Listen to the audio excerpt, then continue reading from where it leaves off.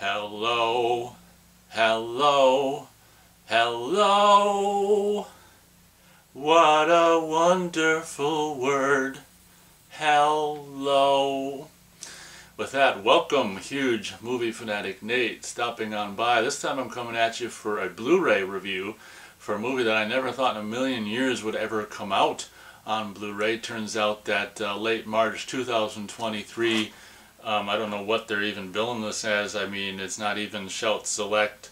It's probably just Shout. We can just call it Shout Factory. Took it upon themselves to release a movie that I saw at the drive-in, probably double feature after Days of Thunder or something like that, I would imagine. A movie that I probably never necessarily would have ever necessarily seen had it not been just the second movie at a double feature at a drive-in in 1990.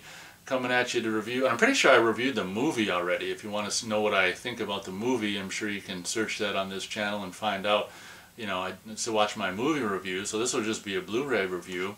Coming at you to review the recently released Blu-ray of Crazy People. That's me being crazy, I guess. So I ordered this, and then before it arrived, the review went up on Blu-ray.com, and I was like kind of disappointed and worried because it was the same rating in the video quality category as the Mill Creek Blu-ray release of The Freshman, which was really terrifying because I regard the Blu-ray release of The Freshman to be probably the worst Blu-ray video quality I've ever seen. I honestly think the DVD probably, you know, the official you know, Columbia TriStar release on DVD probably looks better than the Mill Creek Blu-ray, and it's kind of a shame because Mill Creek, you know, has been known to do a lot of really good Blu-ray releases. So that was my first negative Blu-ray release, experience, or my first negative experience with a Blu-ray release from Mill Creek was The Freshman, and you know, lo and behold, before my Blu-ray arrived of Crazy People, the Blu-ray review went up on Blu-ray.com of the Blu-ray release of Crazy People, and it was the same. It was like 1.5 star, you know, or 1.5 Bs out of 5 or whatever. It was the same video rating as for the Freshman Mill Creek Blu-ray review or release, and I was like, oh my God.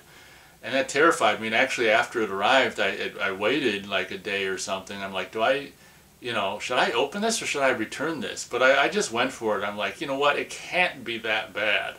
So I put the Blu-ray in, and to my absolute relief and delight, you can instantly tell with the shots of the city, New York or whatever, you can instantly tell that this is better than the DVD, that the sharpness is much better than the DVD. So admittedly, it's going to be, you know, an old master, and I don't even know if it is HD. It could be upconverted. I mean, don't get me wrong, this ain't a blow your ass away release, but it's definitely the best it's looked yet. It's definitely better than the North American DVD. Is there some noise reduction? Probably. You know, if you're worried like I was about the low rating and the video quality on the review on Blu-ray.com, and are thinking about getting this, don't let that sway you. I'd say this is right in the middle. Like if I were to do some B's or whatever, like out of 5, it'd be like whatever half was it, 2.5 out of 5. It'd be like a half. It's not as bad as 1.5 B's out of 5 B's. It's more like, you know, 2.5 or whatever. It's past. We'll just say the transfer, the video quality on this Blu-ray release is passable. Definitely an upgrade from DVD. So I'm glad I got it. Glad I opened it and didn't return it. I figured I'm gonna end up with it. You know, I figured if I return it and don't watch it, I'm just gonna wonder what it is, and I'd probably buy it right over again. And so I figured just go for it. So that's what the video quality aspect of this release is. Probably a little digital noise reduction, I would imagine. It's funny because the grain is like, you can see it, but it's almost like, you know, subdued, so maybe that's a little bit of noise reduction going on, but it definitely could be worse. So I'm glad that the Blu-ray looks as good as it does and doesn't look as bad as the Mill Creek Blu-ray release of The Freshman. Onto the audio front, I was like, oh my God, like the 5.1 of this movie is really good, and I'm a big fan of the music, the score of this movie, And the music, oh my God, it really plays well in 5.1. So obviously, since the 5.1 was amazing on the DVD, luckily the same can be said for this Blu-ray release. If you're a big fan of the music, the score of this movie, as I am, I mean, you'd be surprised how much bass and low end and there is in the film score.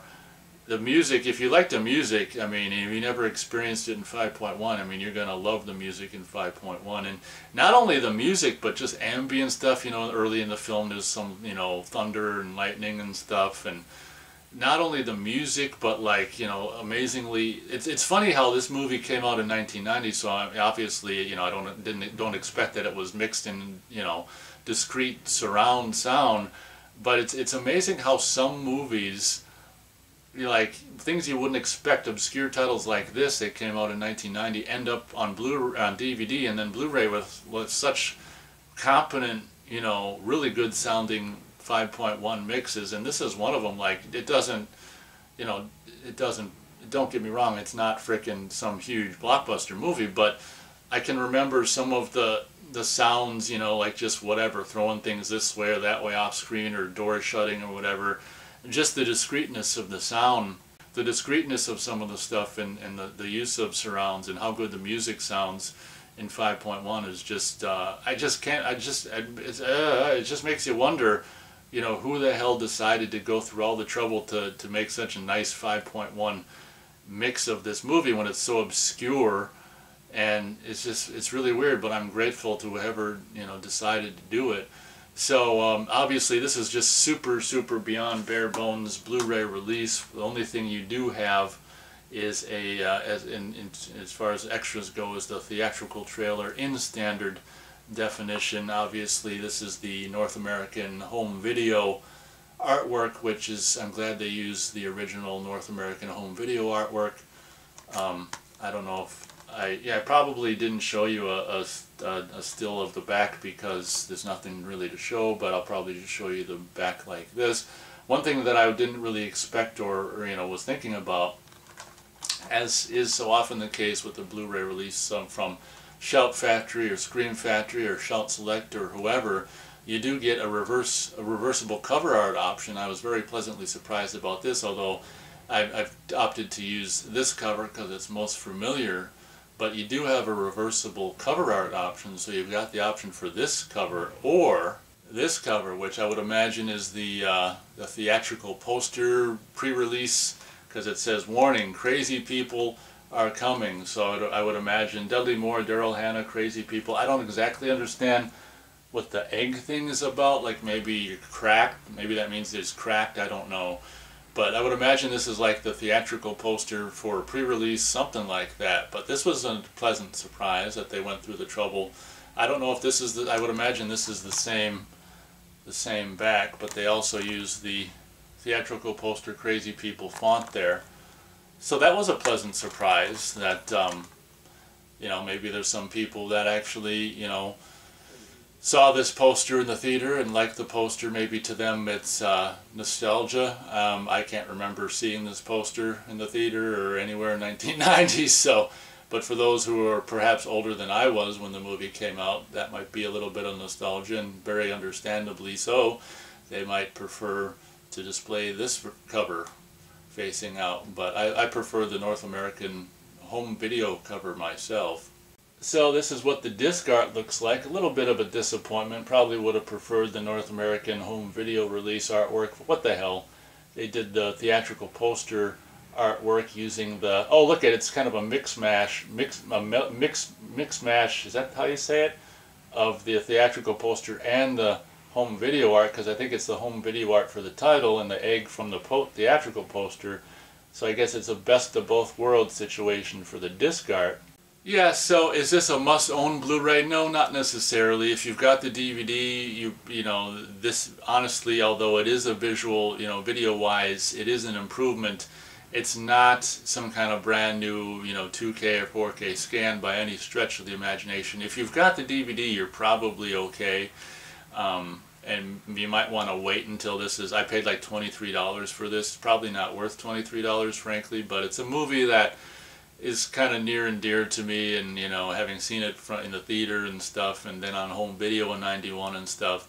So I just wanted to, I didn't want to wait, and I just wanted to see what the hell the Blu-ray looks like. Now I know, and hopefully you know as well, based on my review, obviously showing shots of a Blu-ray and a standard definition video is kind of goofy, but give you the idea of at least what the hell it looks like. I think my, you know, commenting on it will help you a little bit more. But yeah, it's not as much of a step up from the DVD as one would hope, but it's definitely a step up from the DVD, I guess, is the best way to say it very quickly. I guess that pretty much does it for my review of the recent Blu-ray release of Crazy People from Shout Factory. Hope you guys enjoyed the video. Thanks a lot for watching, and as always, we'll catch you on the next video.